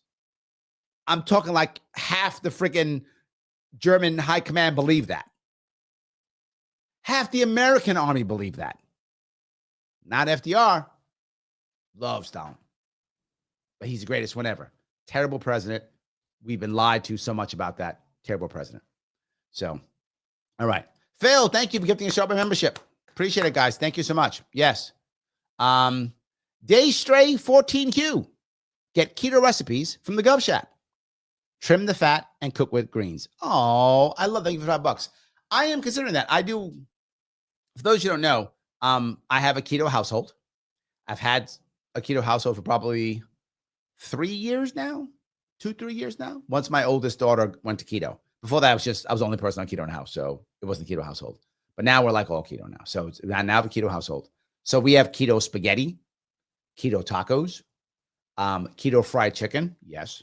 Keto pork chops. That's easy though.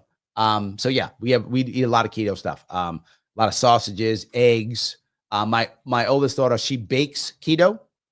So yeah, we do a lot of keto stuff. We tons and tons of keto stuff. Yes. And yeah, we're all doing fine with it. I appreciate it. So Ryan, thank you for $2. FDR was a Trojan horse. You're not wrong. And we are taught like he's the greatest president ever. He is the reason why we have crappy healthcare insurance because of him. He's the reason why we have terrible rent control and terrible rent issues because of him. He's the reason why Social Security is broken because of him. He's the reason for all these problems, all of them, all these problems because of him. He was a terrible, terrible president. So, yes. Fran says World War II was a continuation of World War I. The U.S. saw a dark period in its own history after World War I. The rise of anti-Semitism was rampant in Western Europe and here on our shores. Red Scare. Yes, most historians, maybe 100 years from now, whatever the time period is, look back at World War I and World War II, and they will look at it as one war. And it was actually the war for German hegemony. The British Empire was always worried about maintaining its empire on the continent. And the way it always did its job so well, was it kept Germany, all the German states broken up. And it would hire one German state against another. They would go back and forth. When Germany united in the 1871, I think that's correct. When Germany united under the Prussian king, which became the Kaiser, at that point, the Europe knew Germany could dominate all of Europe. So Britain said, we can't have that. So literally, Britain sacrificed its own empire to make sure there would be no German empire. And in doing so, they made the American empire. That's what actually happened in World War I and World War II. Everything else was secondary. What actually happened is in the overall arc of things that we'll see maybe 200, 300 years from now, when you're chat GPTing World War I and World War II, it will be the war for German hegemony, which of course, or European hegemony, which obviously there was no European hegemony. But in the long run, Germany still dominated Europe. It does now. So, but just economically instead of militarily. So Germany still dominates Europe economically, just not militarily. The question was, would the German state dominate Europe or not? And would the empire fall? And it did. I think you're correct. U.S., I think, didn't see a dark period. What the U.S. saw was an opportunity to pick up the mantle, an opportunity to replace dad at the head of the store. And we did. That's how I would see it. So there we go. All righty. Thank you for that, by the way, friend. And I say again, if the other horrible president of Woodrow Wilson, another terrible, I mean, just fucking terrible president, if he had just stayed out of World War I completely, just stayed out, Germany would have won World War I. So Imperial Germany would have won World War I, in which case there is no Third Reich. There is no H-man. There is no German Holocaust. There might have been a Russian Holocaust, maybe. Who knows? Russians didn't like Jews. Your point. There was lots of anti-Semitism. There might have been a Russian Holocaust. Who knows? Right? But there wouldn't have been a German one. Because in World War I, still the Germans loved their Jews. Over hundreds of thousands of German Jews fought bravely in World War I for Germany. They felt they were Germans. They were Jews, but they were Germans. They fought for the Germans. Of course, they were Germans. So, in fact, many of them, people will say things like, well, why didn't the Jews leave when it was getting bad? Many of them couldn't believe it. You ask Jews who came from that area with their parents, their grandparents, like they couldn't believe it. Many of them had fought for the Germans in World War I. They're like, my empire is not going to crush me. I'm German. Why would they do that? They couldn't imagine it. Couldn't imagine it. Obviously, they were wrong, but many of them couldn't imagine it. So if Germany had won World War I, Imperial Germany would have won World War I. There'd still be a German Kaiser, probably to this day, but there probably would be like a constitutional monarchy like the Brits. There'd probably be a German constitutional monarchy like that, right? The Russian Empire would have fallen because the Germans beat the Russians in World War I. Everyone knows no one could beat the Russians except the Germans in World War I who beat the Russians. So they would have won World War I. Germany would have dominated Europe, would have been a German empire in Europe, and who cares? Remember, 20% of Americans are have German ancestry. I'm one of them. So yes. So then it would have been Germany dominating Europe. So who cares? There wouldn't have been a World War II. We made World War II. That's our fault. Woodrow Wilson made World War II. Yes. So it's all our interventionist fault. Yes, we make everything worse. Yes, we make everything worse. So move on. All righty. Phil says there are a lot of politicians on the Democratic side that try to copy Obama's speaking style because it's good. That's what I'm saying. It's good. Yes. So absolutely true. All right. Let me see if I can keep going down here. Master says pyrokinetics. Oh, is it pyrokinetics? Is that what it is? Is that the name of it? No. Bingo. Burning hands. Thank you. That was the one. Thank you, Mike. Mike knows. Burning hands. That's when it comes actually from your fingertips. Burning hands comes, not pyrokinetics. Burning hands comes from your fingertips. Thank you, Mike. He is correct. Fireball is the fire shoots out. Correct. Two separate pieces. Yeah. And burning hands is second level. And I think it wasn't it originally in second edition, Burning Hands, I think was an illusionist spell. I'm not sure it was actually a magic spell. I'm torn on that one. But yes, Keys that miss AD&D. Me too. I don't have time to play it anymore. I still have all my books. All of them. I used to write novel. I used to write all this stuff. Yeah, absolutely. Matt says, everyone always got to put on that Melf's Acid Arrow. Oh my God. Yes, that one. Which was not that good of a spell compared to Magic Missile, unless against a specific thing that was assaulted by acid. Because, you know, Melf's Acid Arrow was a second level spell that shot from your finger. It was an arrow that hit and then splashed acid. So, well, Magic Missile just came out of your fingers, and when it came out, it was one shot for every 2 levels. So at level 5, you get 3. Level 7, you get 4. Level 9, you get 5. So when you're high level, I mean, you're basically just like machine gun and shit. So it's kind of cool. Anyway, back in the day, I still remember these things. I was a very good dungeon master, by the way. I was a very good one. So yes. All righty. John says, Larry, need to get Baldur's Gate 3. Oh, go back to the original Baldur's Gate. I actually had that one. That was a floppy disk. I had Baldur's Gate. I did. I absolutely had it. I enjoyed it. I drew the map out. I drew the map out on graph paper. So yes. I know, what a geek. True, but still true. Yes. Bronna says, arguably, Obama was a better speaker with his teleprompter than Reagan, and perhaps even RFK. Obama did talk a good game. On teleprompter, I would agree. Off teleprompter, no way. Off teleprompter, Reagan was far better than Obama. But on teleprompter, you might be right. When Obama was in his zone, he was very good in his zone. When he got out is when he suffered. Reagan was good outside. Like, you could just throw stuff at him. So was Clinton. Clinton was also great outside. You just throw Clinton out stuff, he just, boom, knock stuff out. JFK wasn't that good of a speaker off the cuff. But compared to others, he was great. He was up against guys like Nixon, who was not a good speaker. He's up against Eisenhower. These are not great speakers, right? I mean, even Lyndon Johnson wasn't a great speaker. So JFK was great because his competition was garbage, but he was still a good speaker.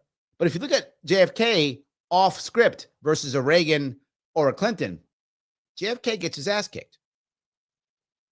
But his competition was nothing. So because of that, JFK was far better. So I think I would agree with you. On that, I would buy it. I'm sorry, on script, I'd buy it. Yes. So yeah. All righty. Kim says, oh, I've seen you beat up on shows. Makes me livid. I don't know how I could watch you on The View. My head was, I know, yeah, they beat me up. Look, here's what I have to recognize.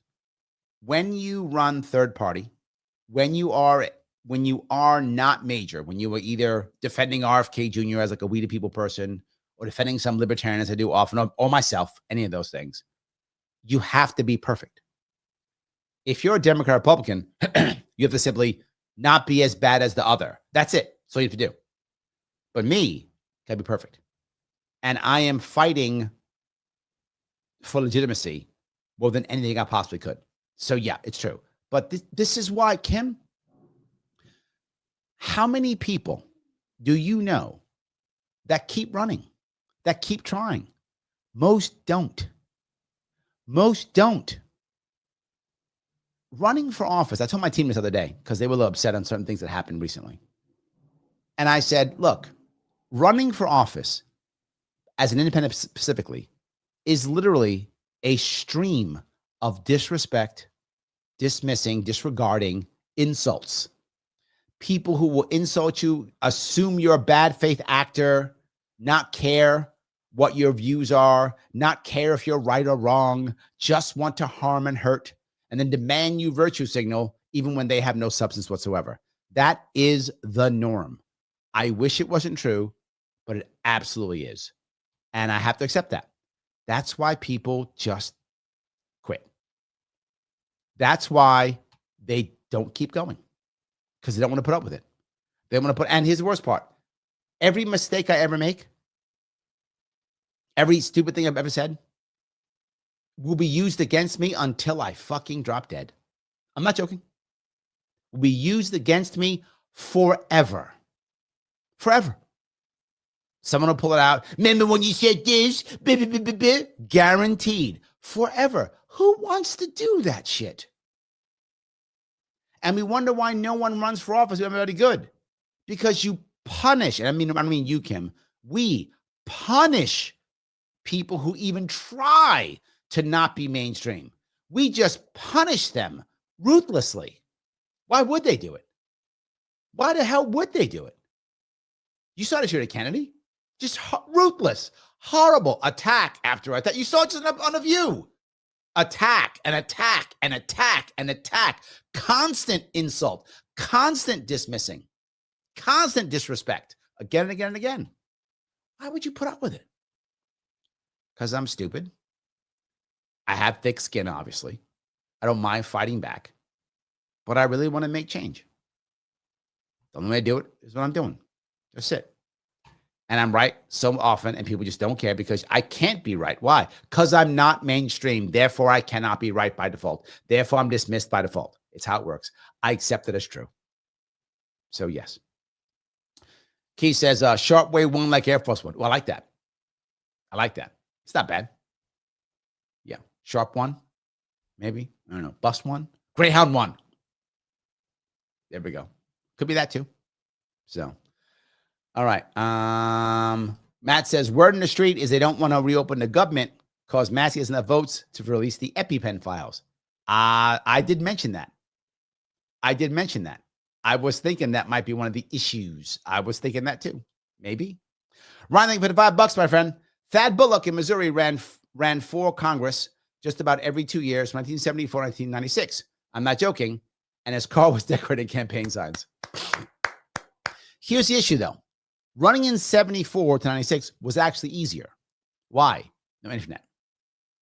So he could run around, meet some people, shake hands, kiss babies, and not have all his errors put online for the rest of his life.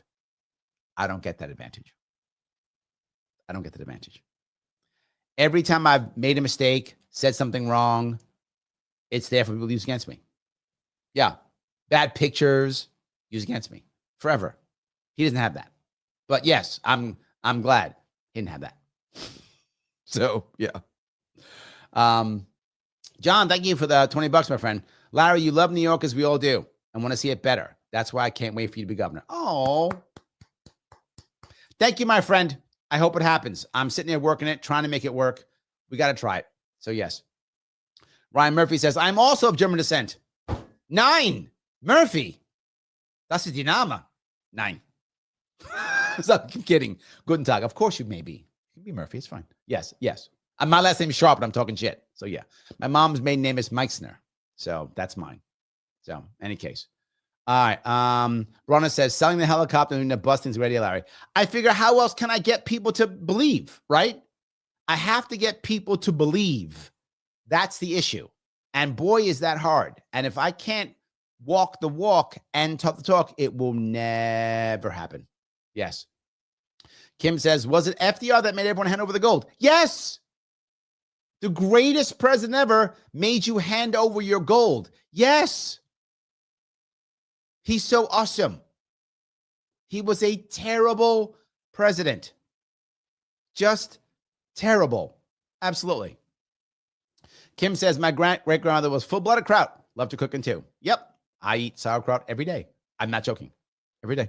Good fermented food is my bloodline. So yes. John says, Poland beat Russia in a war. Russia invaded Poland between World War I and World War II. Yes. 1921. Is that right? I think that's true. Yes, that's true. For those who don't know, after World War I, prior to World War I, Poland wasn't its own nation. Poland was part of the Russian Empire. After the Germans beat Russia, Russia fell apart. And the Germans, believe it or not, actually wanted to have a Poland and a Ukraine. It's true. The Treaty of Brest-Litovsk, which was the treaty between the Germans and the Russians in 1918, right? Or 17? I think 1918. With the Treaty of Brest-Litovsk actually made a Poland and a Ukraine. Both existed. One of the reasons why the Ukrainians and the Germans still to this day are close relative to other places, right? Relative. Still, many of them are. So yeah, absolutely true. So the Russians, once they kind of got back, once they had become the Soviets, went, oh, no, we don't want to have that Poland. We want to bring that back in. And what people don't tell you is, well, the war started when Germany invaded Poland. John, you know this. Most people don't. You know who also invaded Poland in September 1939? The Soviet Union. Yes. But who declared war against the Soviet Union? That was, nobody. Yes. They only declared war against Germany. You think I'm making this up? Just Google it. 1939, September, the Germans invade Poland from the left, or from the east, I should say, from the west, and the Russians invade from the east. Yeah. They split it up. It was called the Molotov-Ribbentrop. Is that right? I think that's right. Agreement. And they split up Poland. Meanwhile, the Russians also invaded the Baltic states. All three of them. Latvia, Estonia, invaded all of them. And what did the Western allies do? Nothing. I thought they were going to support Poland, though. Nothing. The Brits cared about the German Empire growing. That's what they cared about. This was a battle to keep the German Empire down and to somehow keep the British Empire going. That's what this war was all about. They didn't care about the Jews. They didn't care about the Poles. They didn't give a shit. The Poles, people think the Germans were just so awesome as they crushed the Poles. Don't be wrong, the German army was impressive. That's true. But the Poles got crushed because they were double teamed. No one says that. No one says, to your point, John, the Poles beat the Russians one-on-one. They couldn't beat Russians and Germans two sides. Yeah, of course not. Who the hell could? They couldn't do that. But they don't tell you that story. Story is the Germans came in and swept the Poles, and that's what happened. The Poles just fell apart. There's a picture, you might know this, of Polish cavalry, and it looks like they're charging tanks. And the story is the Poles were so backwards, they were using cavalry and attacking tanks. They weren't. They were encircled, and they were trying to break out. And they used their cavalry to try to break out of an encirclement. That's what actually happened. But you don't hear that. So, yeah, look, I very often get upset with how bad history's been taught. Very often. John, you are correct. I'll end it with that. John, you are correct. No one seemed to give a shit. The Russians, the Soviets were invading all of Eastern Europe. At the same time, the Germans invaded Poland, the Russians invaded Poland, and the Baltic states. No one tells you that. The Russians invaded Finland in 1939 also, the Winter War. Why didn't we go to war against the Russians then? We didn't, because we didn't care. That's why. This was a war to keep the British Empire around. That's what it was about. It was a war to keep the Germans down. That's it. So, anyway, all right, let me just keep going here. All righty. Let's see. Joel says, I just saw a notification, Larrython, Saturday, November 1, 2 to 6. True. There will be a Larrython. That's true. November 1st on Saturday. If you can make it, please join us. Rick says, Burning Hands is evocation, if I recall correctly. Yes. I think that's true. Yes. And Burning Hands, I don't think has a material component. Fireball has a material component. I forgot what the material component is. Maybe Flint? It has a material component, though. Yep. Matt says, yes, magic missile is a staple. It's a staple, not at low levels, though. At low levels, Melfs is actually better at low levels because you get an actual arrow plus the acid damage. If you're a second level magic missile, you get 1, 2 to 5 shot. That maybe drops one creature, maybe. Else acid arrow drops creature for sure, and splash damage may harm others. So at the lower level, the arrow is better. At higher level, magic missile's killer. I would never even pick the magic missile spell if I have a choice. If my Dungeon Master gives me a choice of what spells I pick, I'm never picking magic missile. I'm at least 5th level. Once I'm 5th level, I get 3 shots. Now I'm doing something. Now I'm injuring 3, dropping a couple guys. I'm doing something at that point, right? I can even use a couple of the other things to drop things, move things, knock out other things. I can use it for something. But at first, second level, why would I do it? I'd rather have a sleep spell. Far more powerful. Sleep is the most powerful first level spell, period. You can easily drop six low-level people. 4, boom, drop them. I would absolutely do that first, right? So sleep spell is going to be a home run. The problem with sleep spell is it doesn't care about your enemies. Where you drop your sleep spell matters because you'll sleep your own people. So you got to make sure when you're doing a sleep spell, by the way, is sand. So you got to throw the sand to the right spot. You hit the wrong spot, you sleep your own people. So you got to make sure you're sleeping the right people at the right time. But so it's a broader one, and not just that. Sleep only drops the lower levels first. So say you've got like an ogre and a couple of orcs. So a sleep spell is going to drop all the orcs. The ogre's still there, right? But you're 5th level. You get a magic missile. You can pop all 3 into the ogre. So or whichever you want. So anyway, tactics from the day for those of you who watch it. Those of you who don't know that are like, what is he talking about? So yeah, but yeah. All right. Mastermind says, Larry, as a campaign promise, will you vow to have a monthly D&D session in the governor's mansion? I love that idea. That's nice. Rick says, I cast magic missile of the darkness. The problem is you can't do that. You have to have a target. Magic missile requires target. So if you can't see your target, you can't cast magic missile. Sleep, you can do whatever you want. You could throw sleep into the darkness. So now you have a series of enemies who are using darkness as a camouflage, right? So they're using darkness so that you can't see them. You can't fire a magic missile. Fine. Darkness has a 10-foot radius. So throw the sleep spell in the darkness, boom, they're all asleep. Right? They'll just drop. Darkness wears off. Darkness will probably wear off before the sleep spell wears off. So when darkness wears off, then you're on the floor. Good to go. Or escape, whichever you want to do. So it's going to be a tough one. So, all right. All righty. John says, 3rd fire spell, 30 to 60-foot flame in a straight line. Oh, yeah, that's something. Yeah.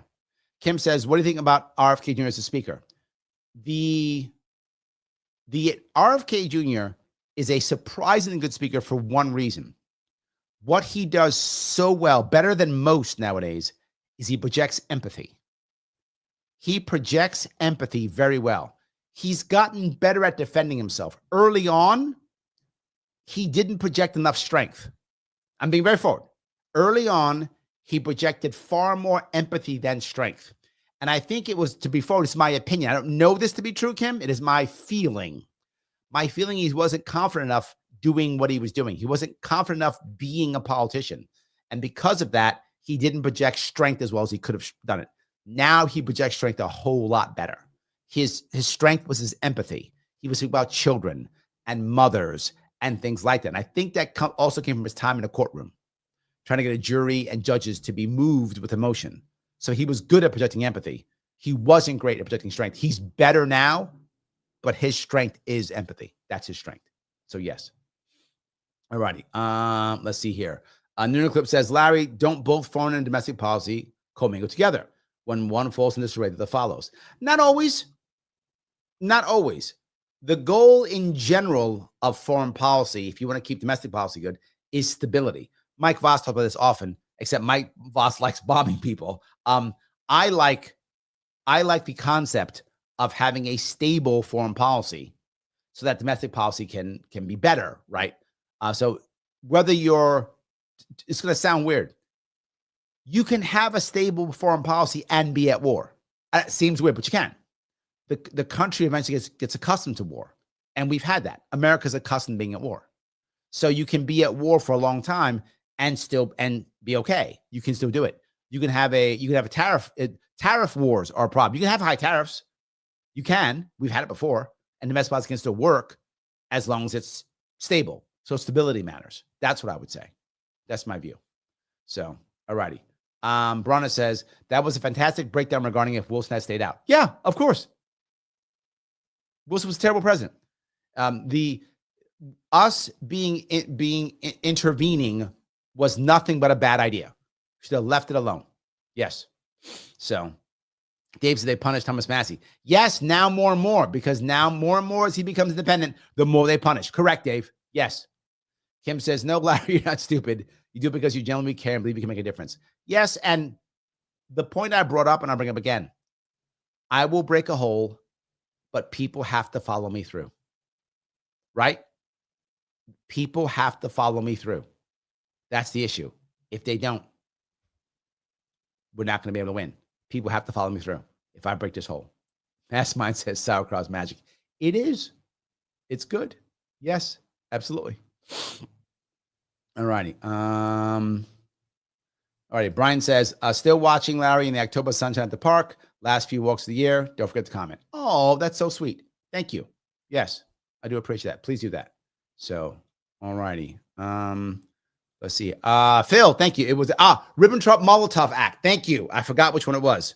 Yes. The Finns named the petrol bomb making the Molotov cocktail. That's what they used to fight the Russians. Cast fireball indeed. Yes. Thank you. That's what Ribbentrop-Molotov. Thank you. I've forgotten which one it was. I appreciate that. Yeah, absolutely. John says, yes, Poland did not fold against overwhelming odds in World War II, but this succumbed to numbers and supplies. Yes, it was two sides. But you know this, John. I'm preaching to the choir for you. But others don't know that they were double teamed. They don't know that. They think, oh, Germans just came and swept through. No. Yes, absolutely. All righty. Where was I? Lady says, since Larry's traveling for the rest of the week, make sure to follow, subscribe to both his properties, Larry Sharpe and the Sharpe Way, on YouTube, X, Facebook, Instagram, TikTok. There'll be content daily. Yes. Yes, that's true. 100%. That is true. All righty. Matt says, Dungeon Master, can I roll a dex checks to teabag that goblin? Well, I actually used 2 extra abilities. I used comeliness and oh my God, what's the other one I used? I used two other